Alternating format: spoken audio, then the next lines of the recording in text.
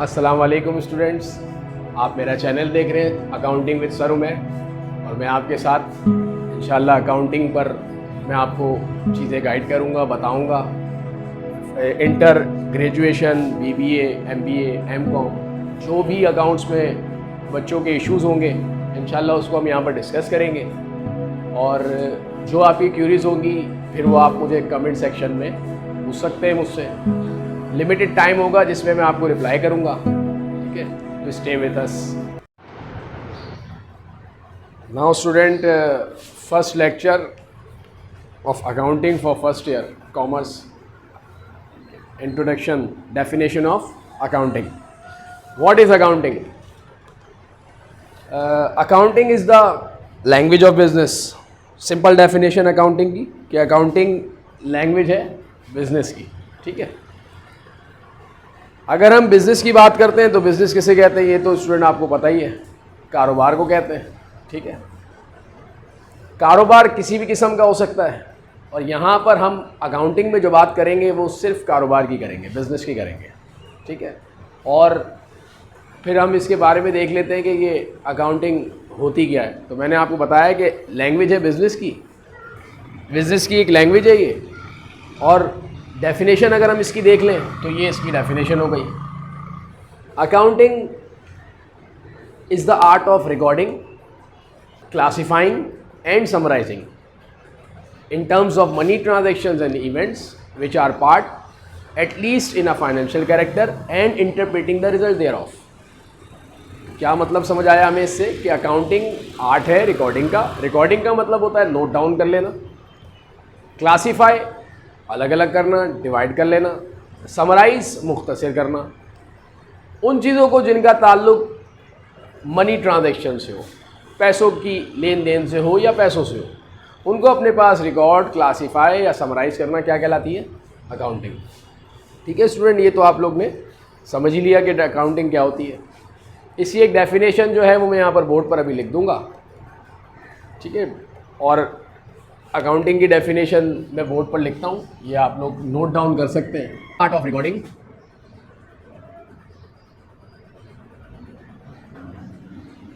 accounting is the art of recording, classifying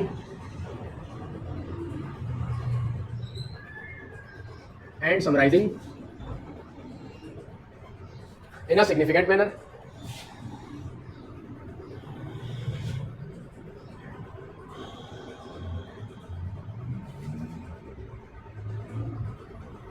in terms of money transactions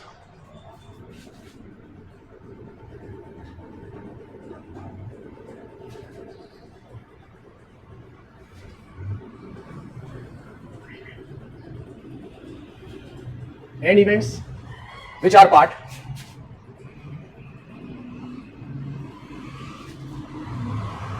at least in a financial character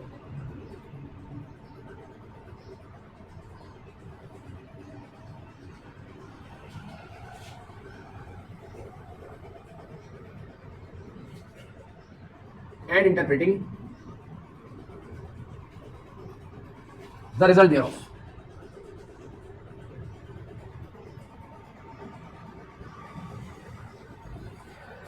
ये student precise definition हो गई accounting की।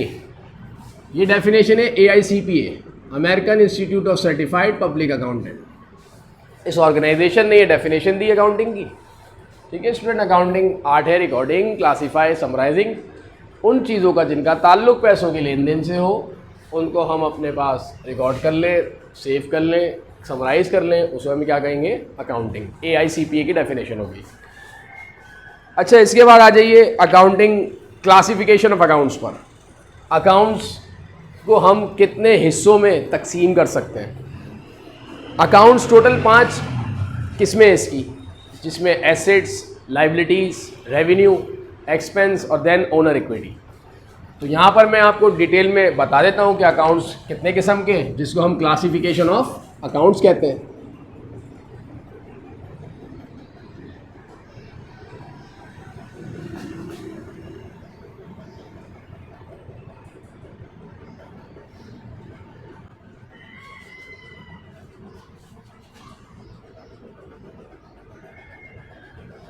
Assets liabilities,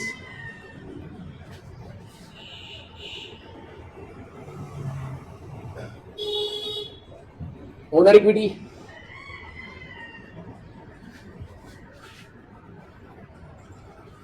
expense और फिर revenue. ये 5 किस्म के अकाउंट्स होते हैं जिस पर पूरी अकाउंटिंग बेस करती है। इन्हीं 5 अकाउंट्स में मुख्तलिफ, फिर इसमें हम और अकाउंट्स पे बात करेंगे।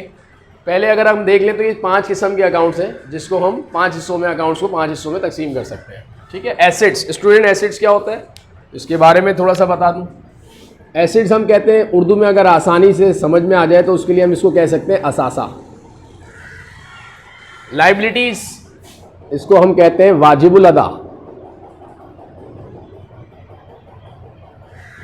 ओनर इक्विटी, मलकियत या ओनरशिप, मलकियत कह लें या ओनरशिप कह लें। एक्सपेंस, बिजनेस के जो खर्चे या अखराजात। और आखिर में आ जाइए रेवेन्यू यानी आमदनी। जो भी कारोबार किया जाएगा, जो भी अकाउंट्स में हम पढ़ेंगे तो 5 ही किस्म के अकाउंट्स के बारे में पढ़ा जाएगा। Assets, liability, owner equity, expense और रेवेन्यू। एसेट्स किसे कहते हैं? एसेट्स, एसेट्स कहते हैं असासे को। असासा क्या होता है? हर वो बिजनेस की चीज़, हर वो इकोनॉमिक रिसोर्सेज जो हमारे पास बिजनेस में यूज़ करने के काबिल हो, जिसे हम यूज़ करके बेनिफिट हासिल कर रहे हो, उसे हम कहेंगे असासा। दोबारा से बता देता हूँ, हर वो बिजनेस के इकोनॉमिक रिसोर्सेज जो कि हमारे पास यूज़ करने के काबिल हैं, हम इसे यूज़ करके बेनिफिट हासिल कर रहे हैं, उसे हम क्या कहेंगे? असासा। लाइबिलिटीज़ पर आ जाए, वाजिबुल अदा। जो भी हमें बिजनेस में अदायगियाँ करनी होगी, जो वाजिब होगी, जो क्रेडिट बेसिस पर होगी, उनकी जो अदायगियाँ हमें करनी होगी उसे हम क्या कहेंगे? वाजिबुल अदा यानी लाइबिलिटीज़। ठीक है। फिर आ जाइए ओनर इक्विटी पर, मलकियत। मलकियत मतलब जो हमारी अपनी ओनरशिप होगी बिजनेस में, जो हमारी अपनी ओनरशिप होगी उसे हम क्या कहेंगे? ओनर इक्विटी, जिसे मलकियत कहा जाता है। और फिर जब कारोबार हो और उसमें अखराजात ना हो तो ये पॉसिबल ही नहीं है। खर्चे जो भी होंगे कारोबार के, क्या क्या खर्चे, फिर उसकी हम डिटेल में बात में करेंगे।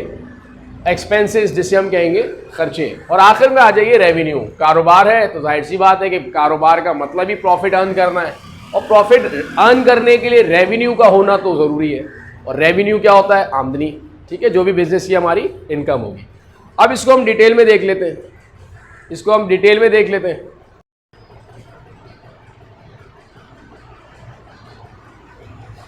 अच्छा स्टूडेंट, अब आ जाइए एसेट्स पर, जहां से हमने लेक्चर होगा वहीं से फिर दोबारा स्टार्ट करते हैं। Assets, current assets,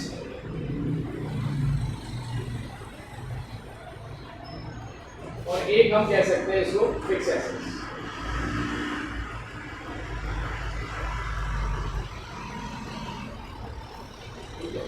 current assets और फिक्स एसेट्स। करंट एसेट्स क्या होते हैं? वो एसेट्स जो बिजनेस में 1 साल के लिए यूजफुल हो, वो असासे जो बिजनेस में, कारोबार में 1 साल के लिए इस्तेमाल के काबिल हो, उसे हम कहेंगे करंट एसेट्स। और वो एसेट्स जो 1 साल के बाद भी इस्तेमाल के काबिल है, जिनको हम 1 साल के बाद भी इस्तेमाल कर सकते हैं, उसे हम क्या कहेंगे? Fix assets. ठीक है। करंट एसेट्स पर आ जाए पहले। अच्छा, इनकी लाइफ भी 1 साल होती है करंट एसेट्स। इनकी यूजफुल लाइफ 1 ईयर है। मैं लिख देता हूँ useful life 1 year. Current assets useful life 1 year, 1 साल के बाद इस्तेमाल के काबिल नहीं होते ही है। फिक्स एसेट्स जिनकी यूजफुल लाइफ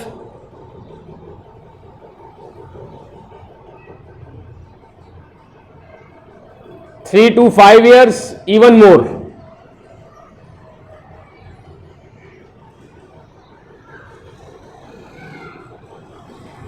ठीक है। अच्छा, अब आ जाइए करंट एसेट्स। तो करंट एसेट्स में हम कौन कौन से एसेट्स ले सकते हैं? करंट एसेट्स में हम सबसे पहले मोस्ट लिक्विड एसेट्स, जिसमें आ जाएगा कैश। बिजनेस बगैर कैश के तो हो ही नहीं सकता, तो सबसे पहला जो करंट एसेट्स में हम लेंगे वो क्या लेंगे? कैश लेंगे। देन उसके बाद ले लें बैंक।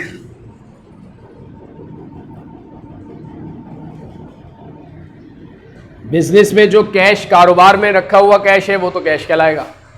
जो कारोबार के पैसे हमने बैंक में रखे होंगे उसे हम क्या कहेंगे? बैंक। फिर आ जाए marketable securities.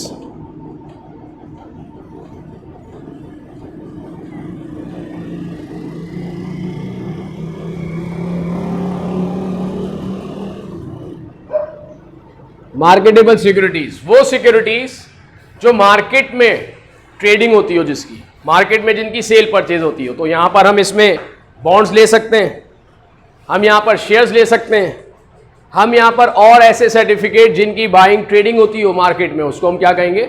Marketable securities. Account receivable,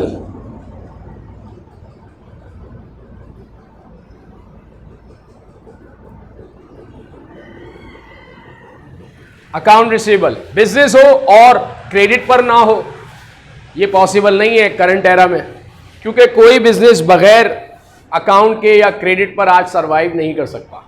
इसीलिए जब हम क्रेडिट की बात करते हैं तो फिर हम उसे क्या कहेंगे? Account receivable. जब हम क्रेडिट पर कस्टमर को सेल करेंगे, कस्टमर को बेचेंगे सामान, और हमें उस उधार के या क्रेडिट के पेमेंट हमें कस्टमर से लेनी है, तो हम उसे क्या कहेंगे? Account receivable. देन आ जाए नोट रिसीवेबल।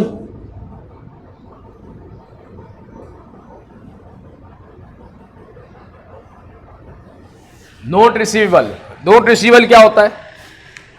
अकाउंट रिसीवेबल तो एक ओरल एक्सप्रेस एग्रीमेंट हो गया कि हमें कस्टमर से अमाउंट लेना है। नोट रिसीवेबल एक रिटर्न एग्रीमेंट है, एक रिटर्न एग्रीमेंट है कस्टमर से, जिसे हम कहते हैं प्रॉमिसरी नोट। उस प्रॉमिसरी नोट जो हमने रिटर्न एग्रीमेंट में कस्टमर से साइन किया, उस प्रॉमिसरी नोट को हम क्या, उस एग्रीमेंट को हम कहते हैं प्रॉमिसरी नोट। उस प्रॉमिसरी नोट की अमाउंट जो हमें कस्टमर से लेनी है, उसे हम क्या कहेंगे? Note receivable. फिर आ जाए अक्रूड इनकम। क्या होती है अक्रूड इनकम? वो इनकम जो हमने अर्न कर ली, वो इनकम जो हमने अर्न कर ली, कमा ली, लेकिन उसकी हमें अमाउंट अब तक नहीं मिली, यानी रिसीवेबल अमाउंट है। अर्नड बट नॉट रिसीव्ड, इसको हम कहेंगे अक्रूड इनकम। फॉर एग्जाम्पल, हमने अपनी सैलरी तो अर्न कर ली, अर्न का मतलब यहां अकाउंटिंग में होता है कि हमने काम कर लिया, पूरा मंथ हमने काम कर लिया, लेकिन हमें वहां से सैलरी रिसीव नहीं हुई, सैलरी नहीं मिली, तो जो सैलरी हमें लेनी है उसकी, उसको हम क्या कहेंगे? Accrued income. एक और एग्जाम्पल ले लें। फॉर एग्जाम्पल, हमने एक रेंट पर जगह दी हुई है, पूरा महीना हमने उस जगह को इस्तेमाल करने के लिए तो दे दिया है, लेकिन अभी तक हमें वहां से रेंट नहीं मिला, तो जो रेंट हमें लेना होगा कस्टमर से, उसे हम कहेंगे अक्रूड इनकम। फिर आ जाए प्रीपेड एक्सपेंस पर।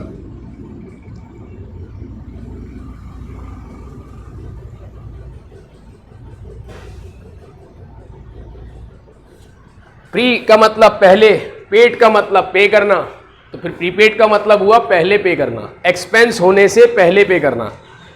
हर वो चीज जिसका हमने इस्तेमाल ना किया हो और पेमेंट उसकी एडवांस में कर दी हो, उसे हम कहेंगे प्रीपेड एक्सपेंस। फॉर एग्जाम्पल, हमने रेंट एडवांस पे कर दिया, मंथ के स्टार्ट में ही रेंट पे कर दिया, तो हम उसे कहेंगे प्रीपेड रेंट। अगर हमने एम्प्लॉय को सैलरी एडवांस में पे कर दी, तो उसे हम कहेंगे प्रीपेड सैलरी। यानी हर वो चीज जिसकी पेमेंट हम एडवांस में कर दें, उसे हम क्या कहेंगे? प्रीपेड। फिर आ जाए मर्चेंडाइज इन्वेंट्री।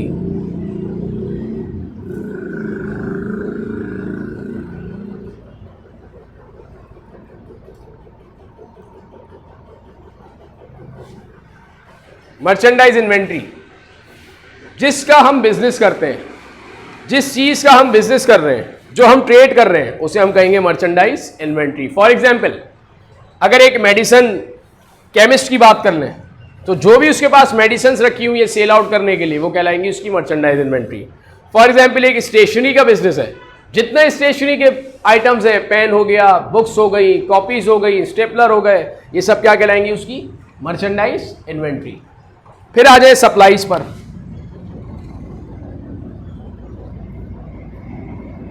सप्लाईज की बात करें अगर, तो जो ऑफिस में यूज होने वाली स्टेशनरी है, उसे हम क्या कहेंगे?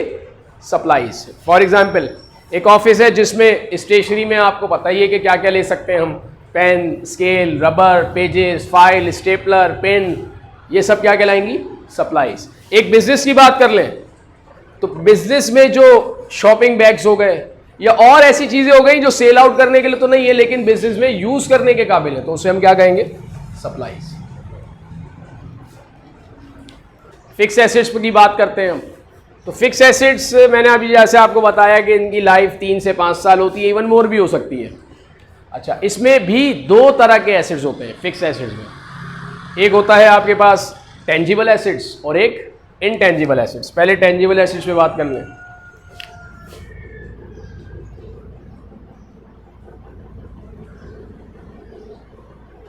और फिर आ जाए इंटेंजिबल पर। ये क्या होते हैं, भी डिटेल में इस पर बात करते हैं। टेंजिबल नाम से ही पता लगता है, जिस तरह टेंजिबल का मतलब होता है जिसकी फिजिकल एग्जिस्टेंस हो, जो बज़ाहिर आपको नज़र आ रहा हो, जिसको आप देख सके, छू सके, उसे हम कहेंगे टेंजिबल। और वो एसिड्स जो इनटेंजिबल है, जो हमें नज़र नहीं आ रहे, जिसकी फिजिकल कोई एग्जिस्टेंस नहीं है, उसे क्या कहेंगे, इनटेंजिबल एसिड्स। तो टेंजिबल एसिड्स में क्या क्या आएंगे, मैं जल्दी जल्दी गो थ्रू कर देता हूँ। सबसे पहले ले लें आप फर्नीचर। जो भी बिजनेस हम कर रहे हैं उसमें जो भी फर्नीचर, टेबल, कुर्सी और जो हमारे पास फर्नीचर है उसे क्या कहेंगे, फर्नीचर। देन आ जाए मशीनरी या machine, photostat machine, fax machine या और कोई मशीन जो कारोबार में हमारे इस्तेमाल के लिए रखी हुई है, उसे हम कहेंगे मशीन। फिर आ जाए इक्विपमेंट। इक्विपमेंट डिपेंड करता है बिजनेस के ऊपर। जिस टाइप का बिजनेस होगा उस हिसाब से इक्विपमेंट होंगे। एक मैकेनिक है तो उसके इक्विपमेंट्स होंगे टूल बॉक्स। एक डॉक्टर है, उसके equipments thermometer, weight machine, blood pressure machine या जो उसके और काबिल इस्तेमाल चीज़ें होंगी उसे हम क्या कहेंगे, इक्विपमेंट्स। फिर आ जाए व्हीकल। बिजनेस में जो भी सामान लाने ले जाने के लिए, ट्रांसपोर्टेशन के लिए हम जो इस्तेमाल कर रहे हैं ज़राए, उसको हम कहेंगे व्हीकल। जिसमें ट्रक, कार, सुजुकी, वैन या और कोई ज़रिया जिसके ज़रिए आप सामान लाते ले जाते हैं उसे हम क्या कहेंगे, व्हीकल। शॉप, बिजनेस की जो दुकान होगी उसे हम क्या कहेंगे, शॉप। फिर आ जाए बिल्डिंग।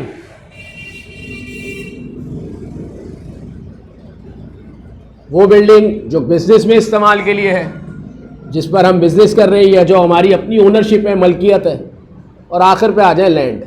तो ये सारे वो एसेट्स हो गए जो टेंजिबल है, जिनकी फिजिकल एग्जिस्टेंस होती है। फिर आ जाए इंटेंजिबल एसेट्स पर। इंटेंजिबल, जिनकी कोई फिजिकल एग्जिस्टेंस नहीं होती। गुडविल। गुडविल साख को कहते हैं, रेपुटेशन को कहते हैं। किसी भी चीज की साख या रेपो, जिसे हम क्या कहेंगे, गुडविल। पेटेंट्स, जिसे कहते हैं लाइसेंस। ट्रेडमार्क,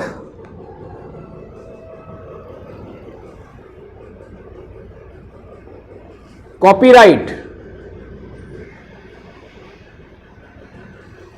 और फ्रेंचाइज। ये 5 और भी इंटेंजिबल एसेट्स में चीज़ें, लेकिन ये 5 मोस्ट कॉमन इंटेंजिबल एसेट्स हैं जो हम यूज़ करेंगे या जिसके बारे में हम बात करेंगे। गुडविल, रेपुटेशन, पेटेंट्स कोई लाइसेंस, ट्रेडमार्क कोई सिंबल, कोई साइन, जैसे नाइक, पेप्सी, ये इनके कहलाएंगे ट्रेडमार्क्स। कॉपीराइट, किसी चीज़ के कॉपी करने के इख्तियारात, हुकूक, राइट्स।